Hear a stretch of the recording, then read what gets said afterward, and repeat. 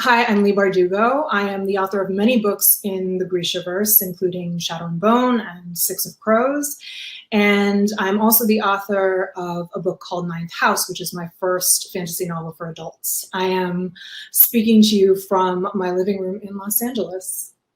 It is set among the secret societies at Yale, and it's the story of a young woman named Alex Stern who has a criminal past and is now thrust into a world where she needs to navigate privilege, dark magic, and murder. Magic is really just another kind of power, and I don't mean a magical power. I mean, it is just another kind of power that operates in the world. So some people exercise the power of privilege. Some people have the power that comes with money or status. And in the world of Ninth House, magic functions in exactly the same way. It's a resource. It's a tool that some people are trained to use and others are not. And I think that for me, the secret societies at Yale are very real. And the kind of power that some of the people within those institutions wield is very real.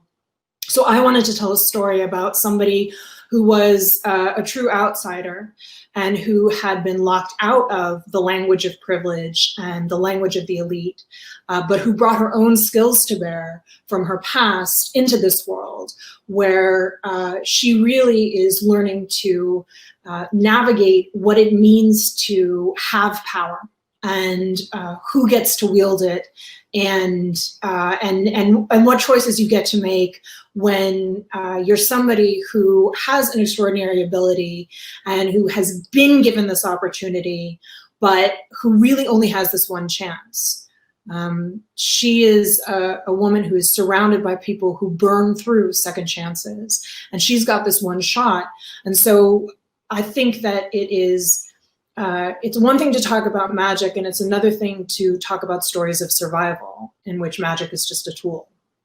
I think there's no question that that both fantasy and science fiction usually operate in terms of metaphor, and they take us to places of extremes and extreme situations that then provide us a certain level of remove and comfort to deal with things that we are experiencing potentially in our real lives.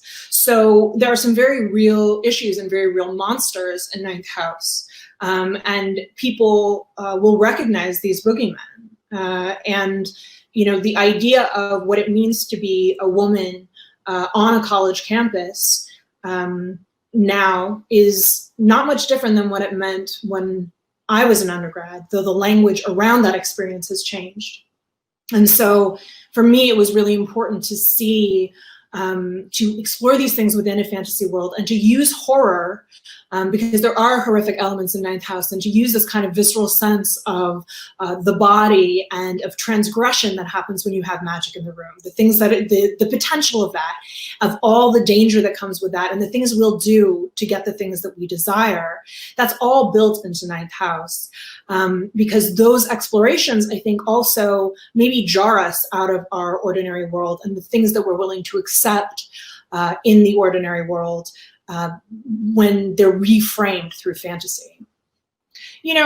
Every book is different.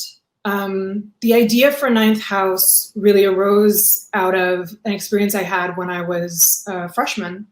I was walking home from the post office because we communicated through the antiquated system of letters back then, and I was reading a letter from somebody, and I looked up, and I had ended up on a street that I had never been on before.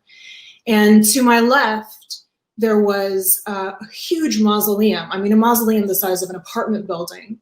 And it was surrounded by a black wrought iron fence that was covered in black metal snakes. And to my right, there were these massive Neo-Egyptian gates that led to the Grove Street Cemetery. And right across on the plinth in these huge capital letters, it said, "The dead shall be raised." And, I had been a fantasy fan since I was a very little kid. And so I felt as a girl from Los Angeles, where everything is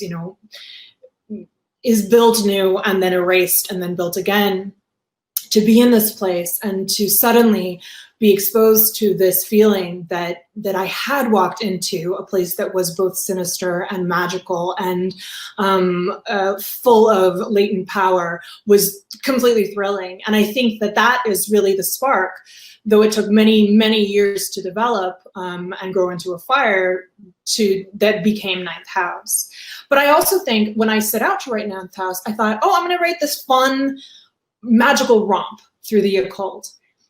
And what really changed was when I started excavating my own experiences from college, I realized that I had disregarded or chosen to forget a lot of the experiences that I had had, that my roommates had had, the way that we talked about each other, the way we talked about other women, the way we didn't talk about some of what we were experiencing because we simply didn't have the language for it.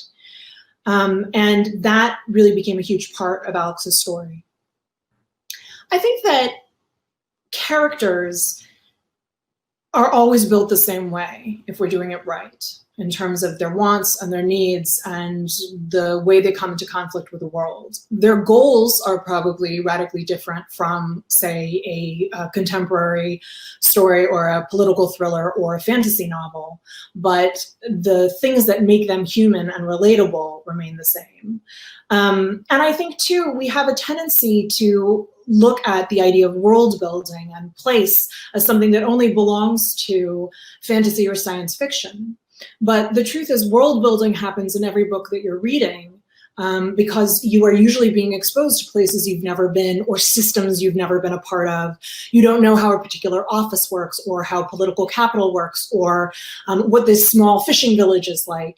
And so every author's responsibility as they move into those worlds is to give you a sense of that place and the way that power functions in it, whether that is political power or personal power or magical power, and also a sense of what this place, how it breathes in terms of texture and taste and economy. And so for me, that process is really not radically different from a fantasy novel to a novel like Ninth House that's set in a very real place, New Haven. But the experience I had of discovering New Haven, to be totally frank, and it is embarrassing, I spent 4 years at Yale and I knew almost nothing about New Haven as a city. So for me, a big part of building this world was getting to know this city and fall in love with it. When readers approach a book, I don't know how many of them approach looking for a kind of manifesto, particularly when they're reading fiction. I know that for me, fantasy and science fiction, and really all fiction, and some nonfiction, served as a kind of escape and a kind of refuge from real life. And the lessons I took from fantasy were not ones of wanting to hide away in a place where magic was real. The worlds that fantasy give us are worlds with dire stakes, where justice is on the line and the future is on the line. And those stakes can feel very real and frequently are very real for young people. And the books that I read when I was young gave me worlds where being smart and clever and resourceful and courageous and resilient were so much more important than things I was being taught were important by culture. So culture was telling me, be pretty, be cute, be cheerful. And the fiction I was lucky enough to discover was telling me, be smart, be brave, be tough, keep going. And I hope that when people read my books, they find what they need in them, whether that is refuge or inspiration to go out there and fight whatever war needs fighting. I think the story tells you what it wants it to be. And when I first had this idea for Ninth House, I knew it didn't belong in young adult because of some of the themes I wanted to explore. There were places I wanted to go and things I wanted to be brutally honest about that I didn't feel belonged in YA. I think a lot of the same themes are present. For me, I'm not as interested in chosen one stories as I was at the start of my career. I'm much more interested in people who are born without power or who are born at a disadvantage and who still manage to change their lives and survive the world and potentially make an impact in it without the benefit of extraordinary magic or of extraordinary blood right. One of my least favorite fantasy tropes is the idea that blood makes you who you are, and that that gifts are always inherited. I'm much more interested in the survivors who seize power and advantage for themselves and who make magic out of nothing. You know, I think ingenuity is born out of survival. It's born out of hardship. People who never have to struggle or never have to work, who never have a bad job or a bad boss, they don't really have a lot of reasons to innovate or to fight their way out of something. I think ingenuity is really born of sometimes the desire to help, but often the desire simply to survive. And I think that the idea of, I always say that heroes always find the third way. You know, a hero will be presented with two choices. You can either do this or you can do this. And the hero's job is to find the third way. And I think that's all about ingenuity. I mean, imagination is such a mystery, right? Like, I think that there are all kinds of books and programs and projects that are meant to help people tap into this mysterious space of inspiration and that are supposed to allow us to see beyond our own reality. And I think that imagination is something that is born of, again, the need to be in another place, but also sometimes the luxury of having the space to explore that.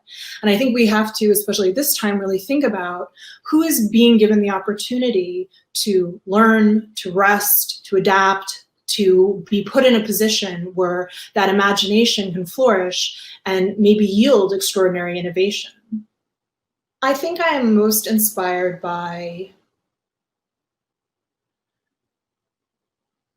people who experience marginalization and who still find the fuel to educate and share their experiences, even at great risk to themselves often.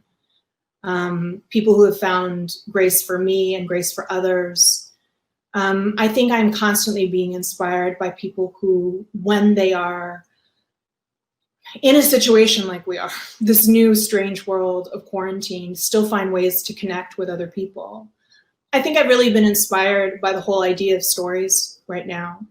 One of the strange and wonderful things about being an author is that you know your books will go places that you've never been and that you will probably never get to go. And that has become much more powerful to me because I know that my books are reaching people who are needing escape or who are needing inspiration right now, and who then do me the great honor of coming back to me and telling me, oh, I read your book, or, oh, this particular passage resonated with me. To know that all of our stories are out there and are tying people together in these ways, that people are finding other readers to connect with over these books, means a lot to me. Look, I'll be totally honest with you. This has been a very tough time creatively. I'm a creature of habit. And so I had really developed this system of working very intensely and then finding ways to escape in the moments between deadline and intense push. So for me, I've had to really reset and to think about the things that allow me to keep working and allow me to be inspired, and to also be completely honest with myself on the days when I am not able to work. You know, we live in a duplex. We have no outdoor space. We have very little contact with nature here. I live with a disability, and so I'm dealing with some intense physical pain right now. But I'll be honest also and say that work has become a refuge for me in a way that it kind of hasn't been since I was a teenager. When I was in junior high school, I wrote to create worlds where I could find refuge. And now I am really enjoying getting to live in places like the Grishaverse because there's, well, there's no COVID there. And there's also other wars to be fought and discoveries to be made. And that is quite joyful for me. I hope readers find themselves in Ninth House. I hope that they see some of their own experiences reflected there. I hope it makes them feel powerful. And I hope it makes them, honestly, a little angry. Not angry in a frustrated way, but angry in a galvanizing way, so that they go out there ready to make some changes and maybe burn some stuff down.